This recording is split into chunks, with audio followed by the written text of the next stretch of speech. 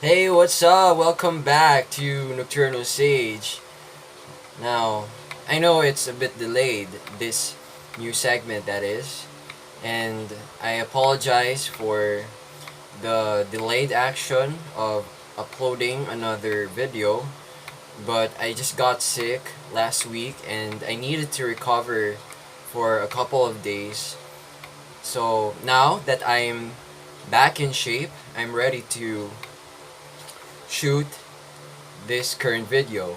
So, I meditated during my bedridden hours what useful material I could come up with next. So, in the previous episodes, we've been talking about writing. Right now, I want to zero in on another taken for granted activity, which, in my opinion, is not being done as frequently as watching movies or other kinds of films.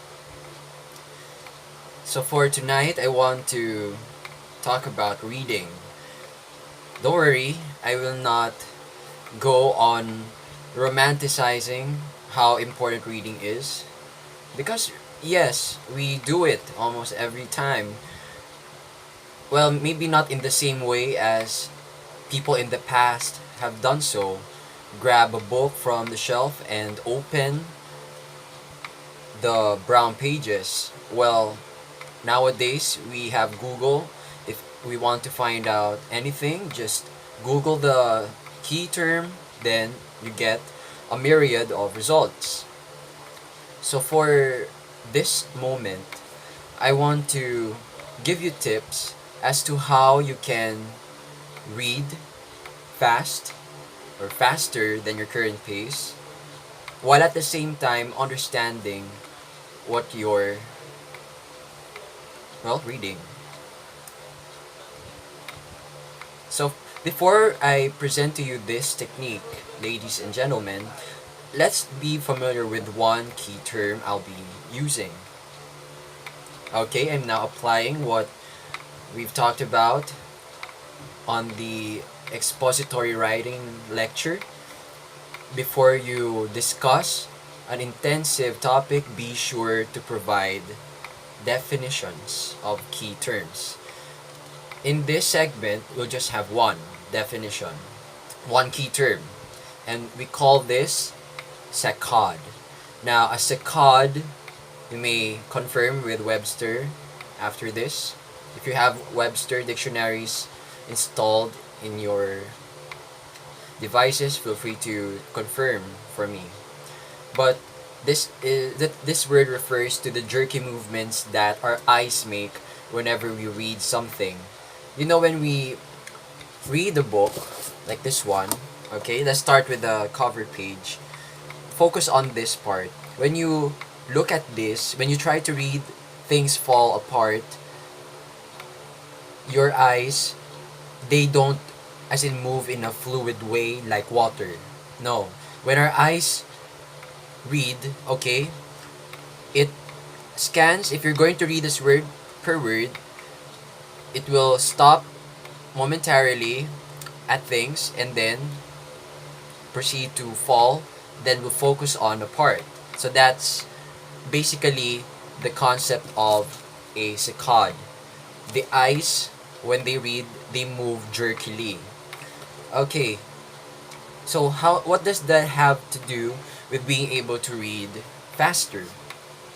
Let's have a sample paragraph. Okay, I hope you can see it well. Okay, try to read this part. Okay, she set the pot on the fire. All right. So I'll give you a brief moment to read the first sentence. Okay, the first sentence on page 86. Right. Okay, try to read it as in maybe 3 seconds. Could you do it? Go. Alright, so ask yourselves this question. Are you reading word per word, analyze your saccade. If you're reading it word per word, then most probably it you it took you more than 3 seconds to digest just this line. Okay, including this one to be complete. But if you're able to, like what I challenged you to do, so read this and understand in just 3 seconds or less, then maybe you had less saccades. So that is one technique, ladies and gentlemen. In order to read faster, try to lessen the jerky movements, the saccades. So how can you do that, sir? Well, it's pretty simple. To those who were able to achieve the challenge, maybe this is how you group the words. Okay? So per saccade, you were able to look at the same time 3 or 4 words. So the first saccade could have focused on she set the pot. So that's one saccade. And then the next jerky movement on the fire end. Another thing, by the way, aside from the saccades, is to use your peripheral vision. Now, what is peripheral vision, sir? Peripheral vision refers to the other parts of your sight that they're not really the focus. Maybe they're just the background of the subject you're really looking at. So here, when you read each line, you're focusing on a certain group of words. So when you focus on a certain group of words, your peripheral vision could either see the next ones or the words that you're about to read. So if you take advantage of your peripheral vision, then you don't need to make a big saccade to the next group of words. Thus, you're able to see them in an instant, then process them right away. So bottom line here, class, if you want to read and understand at the same time, try to make as few saccades as possible. Don't read word per word. You know, reading word per word is not only inefficient, not only slow, it can also make you miss the point of what you're reading. Notice this.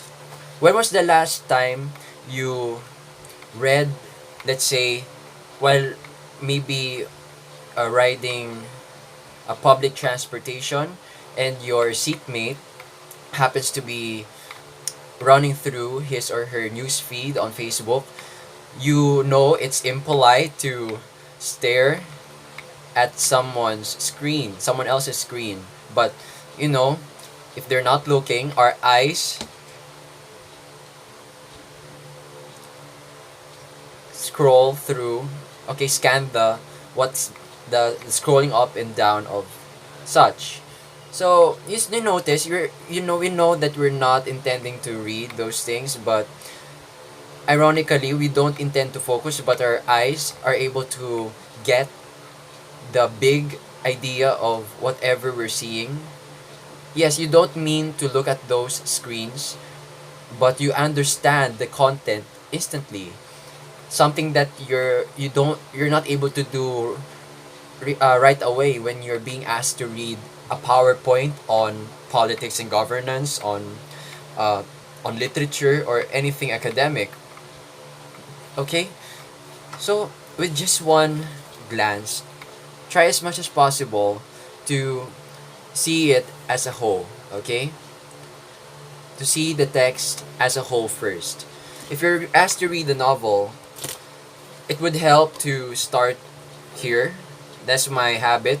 If I'm reading for leisure, to convince myself that the book is worth purchasing, worth having, I look at the synopsis and then the positive reviews on the book. Okay? Some books have the first few pages allotted for praises. But for this book by Chinua Achebe, not know if I pronounced it the way he would, there's none. So anyway, so that's one way to get a big picture of the book that you're going to read. So aside from lessening the saccades, that's the first technique, and aside from using your peripheral vision, try to predict the words that try to take a hold of the next words that you're going to see, and then interpret, process. Another way to read fast is to get a general overview of the material. So that is connected to viewing a synopsis of your target read. Now, what if there's no synopsis? Well, all you can do, like for this one, assuming that there's no synopsis, you can just start reading the first paragraph, okay, the first words per page. And then when you read, okay, do not be too strict with yourself. In connection to the saccade technique, try to find the words that you think are essential to your reading experience. So in this case, since it's a novel, if I were to read this for the first time, I would focus on, okay, let's see if we're on the same page. I would focus on the concho. I would focus on the cat, okay? Using a loose saccade, I'll be focusing on Okonkwo, the cat, Amalinse, great wrestler, Okonkwo's fame. So, when you scan the material, okay, by the way, we call this reading technique. Reading to get the general picture is skimming. S-K-I-M. Skimming. Same spelling as the skim for referring to milk that already expired. But the skimming in reading is a reading technique. So if you skim to get the general idea, then it will be easier to understand it. So after skimming the first few pages, then you can go to reading for full information. So if you're going to read to find out certain things, you're going to read for specific information only and you don't care about the rest. That's what we call scanning. Okay? If you know the scanning, the spelling of scan used for used in computer technology contexts, then that's the same scan, the same spelling being applied here. Okay, so you know the difference. To skim is to get the general idea, the big idea. To scan is to only get specific information. Alright. In literature classes, you're asked by your teacher to read long materials like this. So the question is, could you still read as fast as you want while at the same time understanding the material? Okay, you need to ask yourself. You need to talk with your teacher. You have to clarify whether or not you're being asked to read for appreciation or you're being asked to read this material to find out a certain thing. Okay? So, if you're being asked to read this for leisure, for appreciation, then you don't have to have strict saccades, okay? The more that your eyes, when they move, the eyes should loosen up. Okay, when we say loosen up, not too stiff.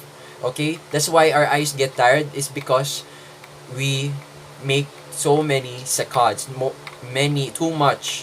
too many jerky movements. So, the key to reading for pleasure then is to just let your eyes slide throughout each page. Okay? And then if you think that, wait, I did not get this part. So usually that's the habit of readers. More in particular, readers who lose their focus while reading.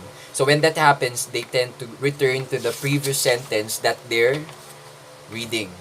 Now, is that bad? No, I don't think it's bad. Actually, if you go back to the previous sentence to to understand it better or to check if you understood it well, then you're showing your desire to read the material, to understand it.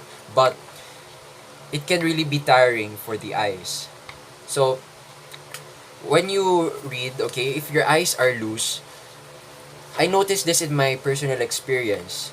Okay, when I compared reading something word per word with reading with as less saccades as possible, I get to understand it better with the using the latter technique if I use less saccades. Ironically, it's more efficient, and at the same time I'm able to get the general idea faster compared to merely reading word per word, scanning.